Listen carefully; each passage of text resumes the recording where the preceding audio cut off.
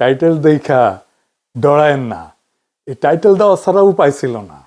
আমরা ভাবতেছি দেশের কি হবে, সবাই ভাবতেছেন না কি আসতেছে সামনে, ইলেকশন হবে কিনা, আওয়ামী লীগ আবার ফিরে আসবে কিনা, হাসিনা ফিরে আসবে কিনা, আপা ফিরবে কিনা।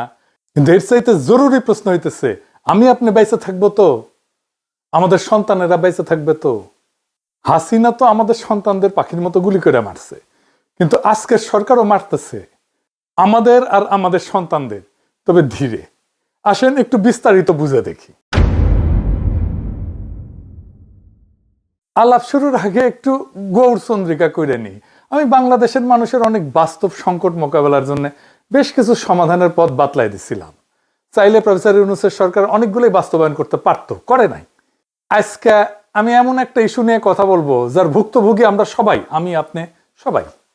আর এই সমস্যা আমাদের স্বাস্থ্য, আমাদের জীবনী শক্তি, আমাদের জাতির প্রোডাক্টিভিটি, উৎপাদনশীলতা একেবারে নিঃশেষ করে দিচ্ছে। আমরা যেন একবারে দাঁড়াইতে না পারি সেই ব্যবস্থা করতেছে। কি এটা? এটা হইতেছে বিষাক্ত খাদ্য। শুধু মানুষের খাদ্য না, পশু প্রাণীর খাদ্যও বিষাক্ত। আর সেইগুলো শেষ পর্যন্ত আমাদের শরীরে ঢুকতেছে। বাংলাদেশে যে পরিমাণে খাবারে ভেজাল, সেটা সম্ভবত পৃথিবীর শীর্ষে। কোন খাবারে ভেজাল নাই? দুধ বলেন, শাকসবজি বলেন, ফল, মশলা, আচার, আইসক্রিম, মাছ, কোনটা না? প্রত্যেক দিন আমরা নিজেরা বিষ খাই, সন্তানদের মুখে বিষ তুলে দিই। রেস্টুরেন্টে যে রান্না হয় সেটাও পচা। বাংলাদেশ সম্ভবত একমাত্র দেশ যে দেশে 5 স্টার হোটেলে খাইলেও পেট খারাপ হয়। ব্যানে ভ্যানে করছি না।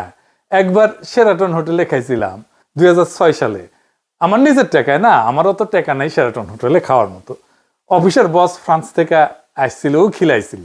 ওরে বাপ, রাত থেকে বমি আর পাতলা পায়খানা একেবারে ডাইরেক্ট হয়ে গেছিল। হাসপাতালে ভর্তি হইতে হয়েছিল, তার সাথে জ্বর। যাই হোক, কারো কোনো ভ্রুক্ষেপ আছে? এই যে খাবার দাবারের যে অবস্থা, আমরা যে বিষ খাইতেছি, কারো কোনো ভ্রুক্ষেপ নাই।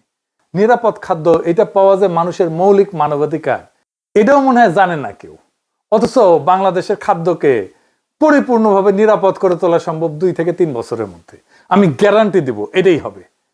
এখন কেমনে হবে আসেন সেটা বুঝে দেখি। আচ্ছা, আপনাদেরকে জানা আছে যে আমাদের কোন কোন সরকারি প্রতিষ্ঠান আর কতজন লোক এই যে নিরাপদ খাদ্য নিশ্চিত করার জন্য কাজ করে? আমরা পয়সা দিয়ে পালি সরকারি কর্মচারী, জানা নাই? আসেন সেটা দেখি। বাংলাদেশে নিরাপদ খাদ্য নিশ্চিত করার কাজে একাধিক প্রতিষ্ঠান যুক্ত আছে। এগুলো খণ্ডিতভাবে কাজ করে, আপনি কল্পনাও করতে পারবেন না যে কত লোক কাজ করে। তাও আপনি যেই তিমিরে ছিলেন সেই তিমিরেই থাকতেছেন। আসেন এক এক কইরা দেখি।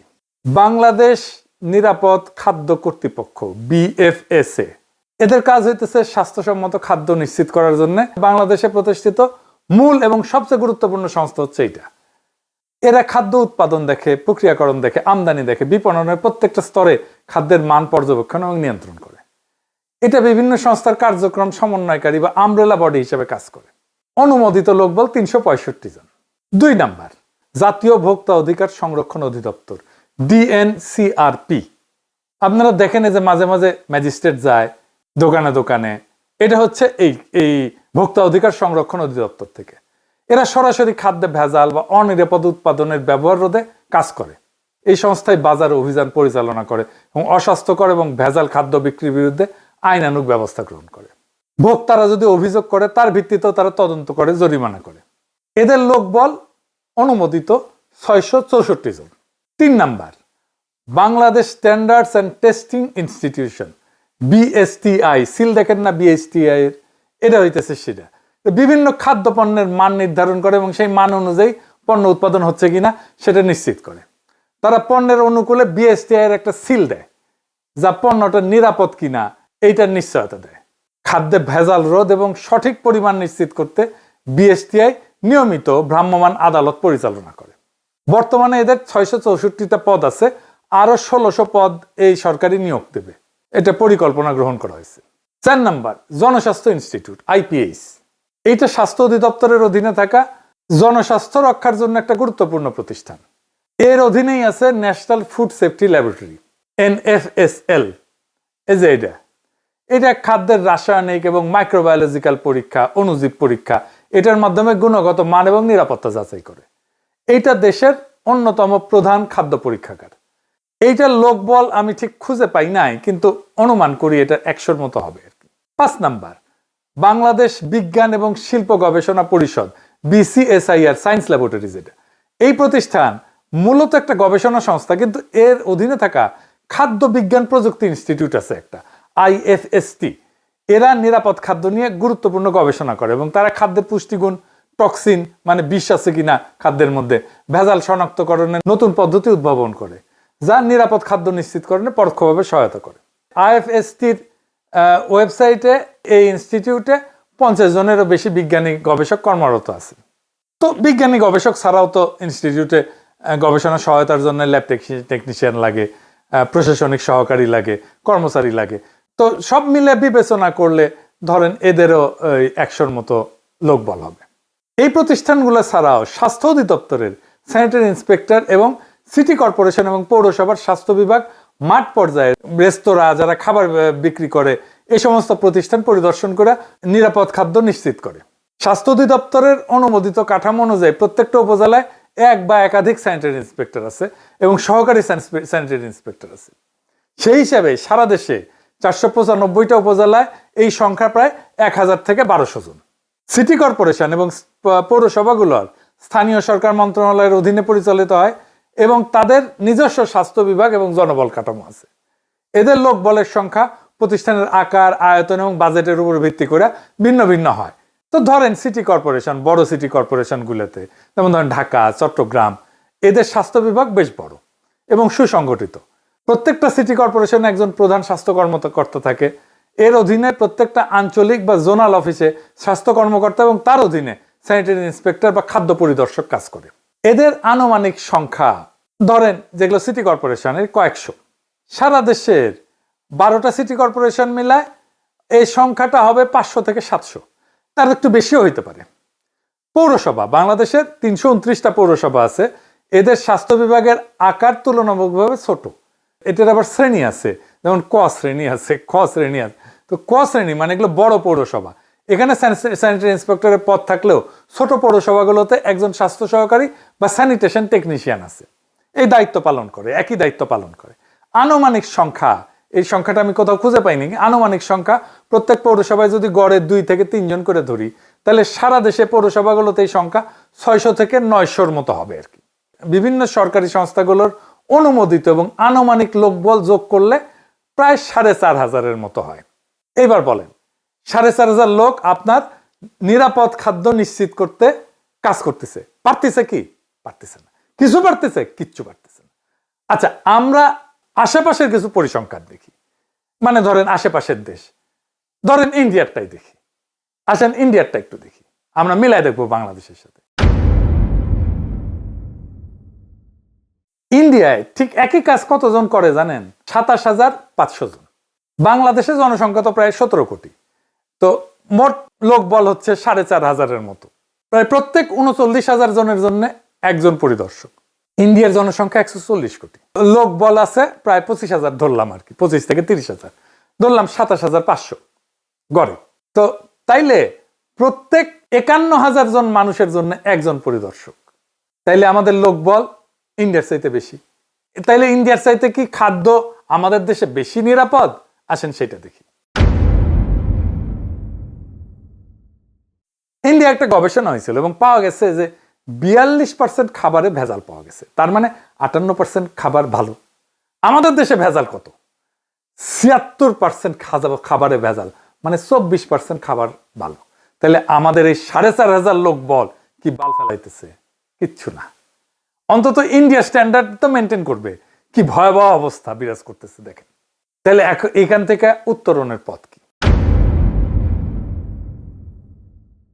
আচ্ছা, এবার আলাপে যাওয়ার আগে আরেকটা তথ্য দেখে নি। আমেরিকাতে কতজন কাজ করে নিরাপদ খাদ্য নিয়ে কাজ করতে? 5,500।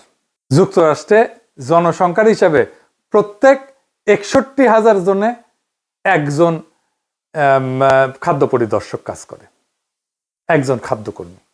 মানে আমরা আমেরিকার চাইতে বেশি লোক নিয়ে আমরা কিছুই করতে পারতেছি, কিছুই করে না। এরা হয় জানে না অথবা কাজ করে না, বসে থাকে, খালি বেতন গুনে। তাইলে এগুলোর পাবলিকের ট্যাক্সের টাকায় পাইলে লাভ আছে? নাই। সরকারের কি কোনো মাথা ব্যথা আছে? নাই। যেভাবে চলতেছে, কেউ প্রশ্ন করে না। এটা নিয়ে যে কাজ করতে হবে সেটাও কেউ বলে না।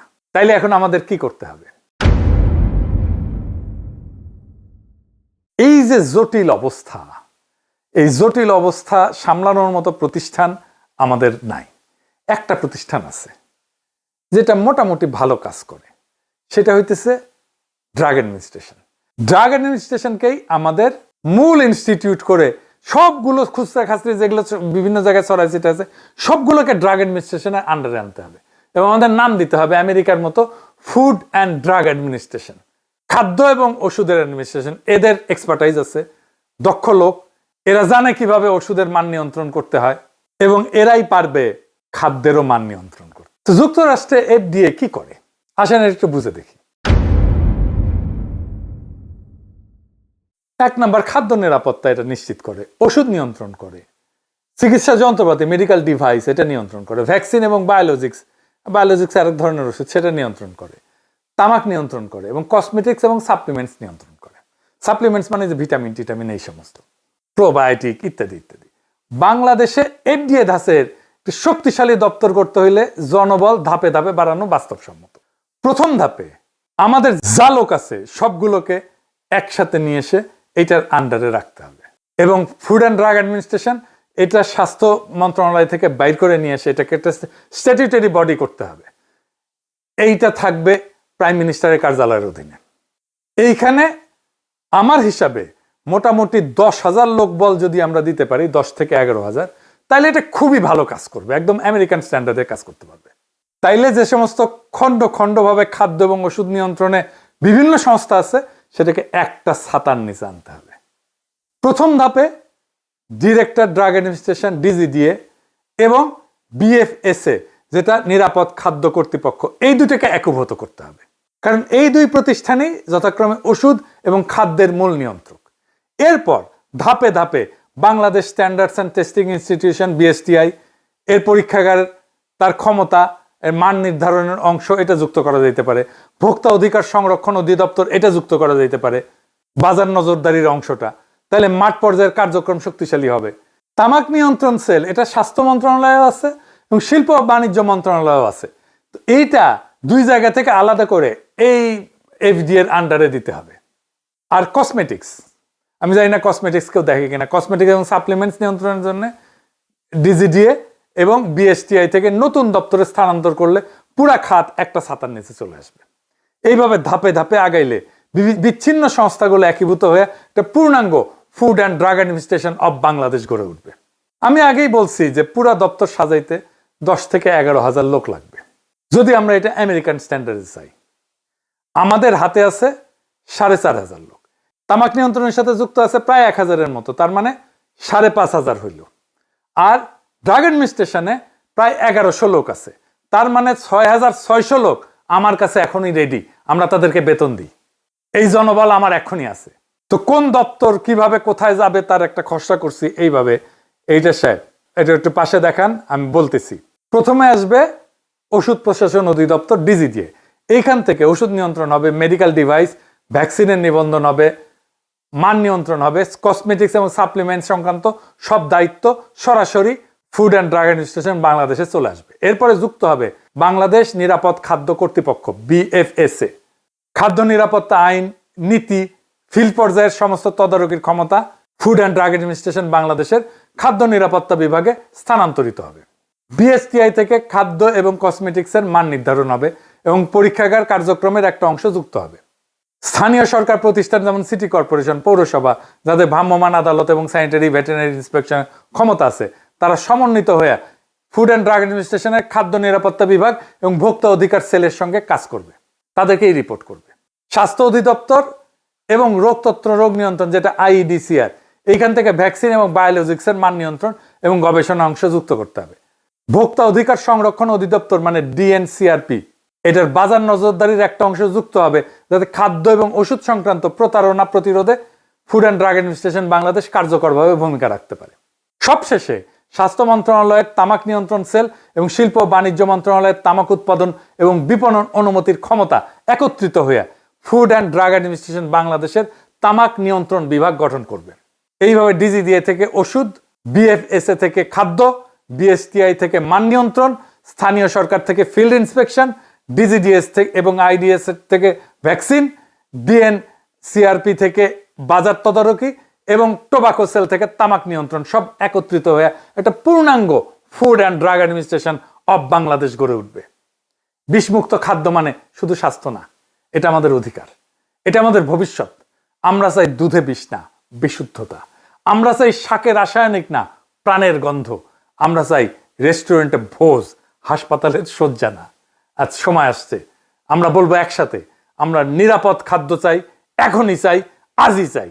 এই দাবিই আমাদের শক্তি, এই দাবিই আমাদের বাঁচার শপথ।